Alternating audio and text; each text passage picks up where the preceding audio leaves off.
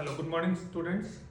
आज मैं फिजिक्स का टॉपिक ले रहा हूँ, नया chapter atomic molecule and nuclei. ठीक है, मैं कोशिश करूंगा कि आपको बहुत अच्छे तरीके से समझ आए। ठीक है, तो इसमें सबसे पहला टॉपिक कौन सा है? Rutherford alpha particle scattering experiment. इसमें हम क्या करते हैं कि हम इसमें अल्फा पार्टिकल लेते हैं। जो अल्फा पार्टिकल लिए वो हमने किस एलिमेंट से लिए? बिस्मथ से लिए। और अल्फा पार्टिकल आपका क्या होता है? 4He2 हीलियम होता है, 4He2। इसमें से बहुत सारी रेज आपकी जाएंगी। ठीक है, ये स्लिट या कॉलीमेटर कह लो, जो एडजस्ट करेंगे इस रेज को, सिर्फ बाकी सारी कट ऑफ हो जाएंगी। एक नैरो बीम इसमें से जाएगी, और नैरो बीम जो जाएगी वो किसके साथ स्ट्राइक करेगी? गोल्ड फॉइल के साथ स्ट्राइक करेगी। Most of the rays 99% go straight. कुछ इधर को डिफ्लेक्ट हो जाएंगी, कुछ पीछे की तरफ डिफ्लेक्ट हो जाएंगे। जो पीछे की तरफ डिफ्लेक्ट होंगे उसको मूवेबल डिटेक्टर डिटेक्ट करेगा, और जिसके ऊपर स्ट्राइक करेंगी वो क्या होगा? जिंक सल्फाइड स्क्रीन होगी। ठीक है, और ये scattered beam of alpha particles है। और तो इसकी जो थिकनेस होगी गोल्ड फॉइल की 2.1 इंटू 10⁻7 होगी, 7 मीटर। ये इसकी थिकनेस होगी। ठीक है, किसके ऊपर फॉल हो रहा है? जिंक सल्फाइड स्क्रीन के ऊपर फॉल हो रही है। रेडियो एक्टिव सोर्स किसका? अल्फा पार्टिकल का रेडियो एक्टिव सोर्स है, उसका नाम क्या है? बिस्मथ है। ठीक है, किसमें रखा है? थिक लेड बॉक्स में रखा है। क्लियर? वहां से रेज जा रही है, डिफरेंट डायरेक्शन में रेज जा रही है, लेकिन हमें तो एक ही रे लेके जानी है। तो उसमें स्लिट या कॉलीमेटर रख दिया आपने, सारी रेज कट होगी, सिर्फ एक पर्टिकुलर नैरो बीम ऑफ रे जा रही है जो किसके साथ टकराएगी? गोल्ड फॉइल के साथ टकराएगी जाके। उसके बाद उसमें से जो रेज है वो स्कैटर्ड कर जाएंगी। ठीक है, और जिंक सल्फाइड स्क्रीन है ये, और इसकी जो थिकनेस होगी वो 1000 एटम ऑफ गोल्ड होगी। 1000 एटम ऑफ गोल्ड की थिकनेस होगी। ठीक है, तो ये डिटेक्टर यहां तक आपको समझ आ गया। ठीक है, बाकी मैं आगे और समझाता हूं आपको। देखिए, अभी हम रदरफोर्ड अल्फा स्कैटरिंग एक्सपेरिमेंट की बात कर रहे थे। तो जो नंबर ऑफ पार्टिकल्स है, देखो आप जब एंगल आपका जो है स्कैटरिंग ऑफ एंगल बहुत कम है, ठीक है, तब नंबर ऑफ अल्फा पार्टिकल्स बहुत ज्यादा है। ठीक है, 99% अल्फा पार्टिकल्स स्कैटर ही नहीं करते, सीधा स्ट्रेट मूव कर जाते हैं। और जैसे से एंगल बढ़ रहा है, कुछ एंगल बढ़ रहा है, तो number of scattering particle alpha particles क्या है? कम है। मतलब बहुत कम जो अल्फा पार्टिकल है वो स्कैटर्ड होंगे सर्टेन एंगल पे, मोस्टली स्ट्रेट ही जाएंगे। देखिए कैसे, ये हमारे पास न्यूक्लियस है।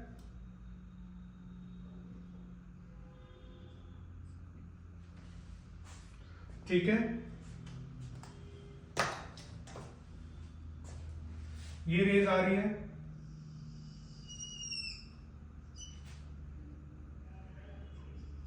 Beam of alpha particle.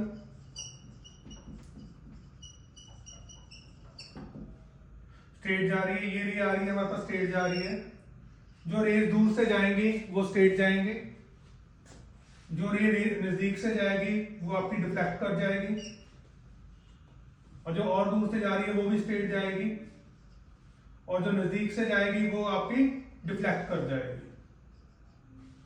इसका मतलब कि एटम के बीच में खाली स्पेस है। ये अगर दूर से जा रही है तो इनका मतलब, और स्ट्रेट जा रही है तो एटम के बीच में खाली स्पेस है, और ये डिफ्लेक्ट कर रही है तो इसका मतलब एटम के बीच में कोई चीज, जो कोई पार्टिकल है जिसका चार्ज पॉजिटिव है। तो रदरफोर्ड ने पता लगाया था कि एटम के बीच में एक न्यूक्लियस होता है जिसमें प्रोटॉन्स होते हैं। क्या होते हैं? प्रोटॉन्स होते हैं। क्लियर? तो तभी पता लगा ना डिफ्लेक्शन हो रही है। अगर डिफ्लेक्शन ना होती तो हमें कैसे पता लगता कि एटम के बीच में न्यूक्लियस है? हम तो आज तक ये मान ही नहीं रहे थे कि एटम के बीच में न्यूक्लियस है। रदरफोर्ड ने ये एक्सपेरिमेंट में बताया था। तो जो रे बिल्कुल सामने पड़ गई, जो रे आपकी बिल्कुल सामने पड़ गई न्यूक्लियस के, जो रे आपकी बिल्कुल सामने पड़ गई न्यूक्लियस के बिल्कुल सामने, वो एज इट इज वापस मूव कर जाएगी।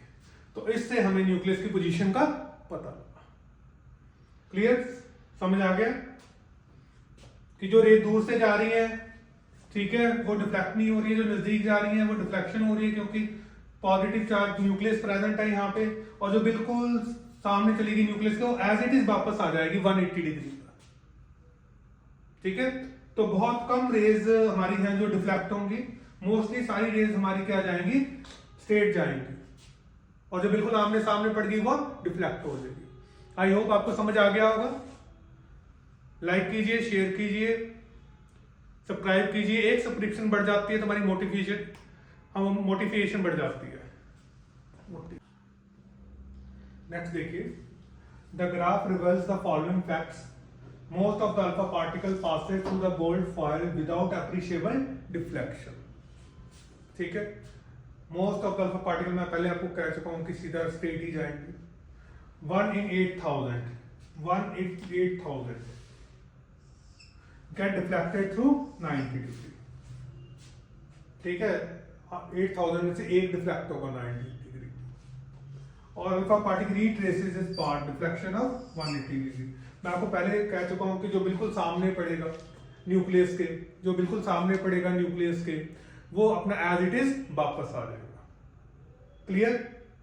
ठीक है, आपको समझ आ रहा है? सब्सक्राइब कीजिए, लाइक कीजिए, शेयर कीजिए। आपकी एक सब्सक्रिप्शन भी हमें मोटिवेट करती है। ठीक है, most of the alpha particle passes through the straight through the particle, so most of the space with in the atom must be empty.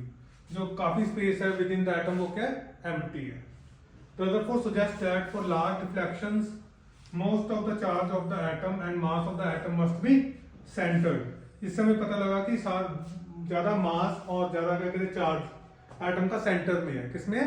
Centre में है, क्योंकि most of the alpha particle हमारी straight जा रही है in a very small region called nucleus of the atom. ठीक है, तो इससे हमें ये पता लगा कि न्यूक्लियस हमारा एटम में प्रेजेंट है। और nucleus surrounded by electrons whose total charge must be equal to total charge of nucleus। ठीक है, तो जो टोटल चार्ज है हमारा क्या कहते हैं इलेक्ट्रॉन्स का, वो न्यूक्लियस के टोटल चार्ज के इक्वल है। ठीक है, तभी न्यूट्रल आएगा और न्यूक्लियस के अंदर जो चार्ज होगा वो क्या होगा? पॉजिटिव होगा। Clear? Next topic, distance of closest approach. Distance of closest approach का मतलब कि जो हमारा अल्फा पार्टिकल था, ये जो अल्फा पार्टिकल की रे थी, ठीक है, अल्फा पार्टिकल की रे थी, वो कितनी पहले रुकती न्यूक्लियस से। रे जा रही है, पूरी नहीं पहुंची, बिल्कुल आमने सामने पड़ गई तो बैक हो गई, तो कितना पहले रुक गई है। जो जितना पहले distance of closest approach, alpha particle जा रहा है थोड़ी दूर पे ही रुक जाएगा, थोड़ी दूर पे ही रुक जाएगा, वहां तक नहीं पहुंचा। तो जो जहां पे वो रुकेगा वहां से लेके न्यूक्लियस तक का जो डिस्टेंस है उसको डिस्टेंस ऑफ क्लोजेस्ट अप्रोच करते हैं। ठीक है, तो ये जो अल्फा पार्टिकल जा रहे हैं इसमें क्या कहते हैं, आपके पास क्या काइनेटिक एनर्जी डेवलप है ½ और डिस्टेंस करके जो एनर्जी है वो कौन सी है? इलेक्ट्रोस्टैटिक पोटेंशियल एनर्जी, जिसका फार्मूला होता है U = K Q1 Q2 upon R0। R0 distance between the nucleus and यहाँ पे हमारा अल्फा पार्टिकल रुक गया था, स्टॉप हो गया था, वो डिस्टेंस। तो Q1 क्या है हमारे पास? Charge of alpha particle that is 2e, 2 electrons होते हैं। और Q2 क्या है? Z for nucleus, charge of nucleus, Z is atomic number. तो सर्टेन डिस्टेंस पे, एक पर्टिकुलर डिस्टेंस पे ये दोनों चीजें आपस में इक्वल हो जाएंगी। इनको आप इक्वल कर लीजिए, यहां से आपका R0 आ जाएगा। R0 क्या है? Distance of closest approach. ठीक है, समझ आ गया आपको ये? बाकी फिर नेक्स्ट लेक्चर में।